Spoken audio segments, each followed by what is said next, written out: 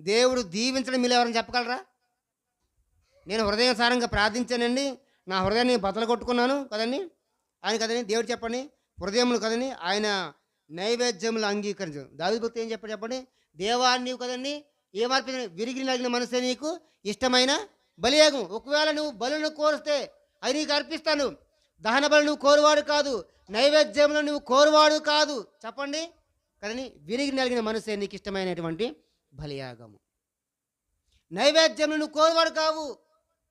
బలులను నువ్వు కోరువాడు కాదు కదండీ! విరిగి నలిగిన హృదయమే. అంటే అర్థం ఏంటి విరిగి నలిగిన అంటే? అమ్మ ఇప్పుడు అయ్యగారు విరిగి నలిగిన హృదయం అన్నారు. వెంటనే బండ తీసుకొని హృదయాన్ని గట్టిగా నెలకొట్టుకోమని చేతులు మాడతాయి. అది కాదు. కానీ మన హృదయంలో పశ్చాత్తాపంతో కూడినటువంటి బాధ. ఇక నేను దాని జోలికి ఎప్పుడు వెళ్ళను అనేటువంటి ఒక నిర్ణయం ఇది. ఇక నా దాని జోలికి వెళ్ళండి. అది పెంట కదండి, అది కుక్క కదండి, అది పంది. నేను దాని జోలికి ఎప్పుడు కూడా వెళ్ళను. నిర్ణయం తీసుకోండి. ఎప్పుడు వెళ్ళకుండా ఉండడమే పశ్చాత్తాపం. కానీ మారు మనసు అంటే ఇంగ్లీష్ మాటలో పశ్చాత్తాపం అని అర్థం. మారు మనసు అనే పదానికి రిపెంటెన్స్. రిపెంటెన్స్ అంటే పశ్చాత్తాపం. పశ్చాత్తాపం అంటే నేను మరలా ఆ పాపం జోలికి వెళ్ళను అనేది పశ్చాత్తాపం. అదే చెప్తున్నాడు. ఒకవేళ మీరు పశ్చాత్తాపడి ప్రభువు దగ్గరికి వస్తే ఏం చేస్తాడు అంటే దేవుడు దీవించకుండా మానడు. అది చెప్తున్నాడు. కాబట్టి మీ హృదయాలను చింపుకోండి. మీ వస్త్రాలు కాదు, మీ దేహాలు కాదు. మీ హృదయాన్ని చింపుకొని ప్రభు దగ్గరికి రండి.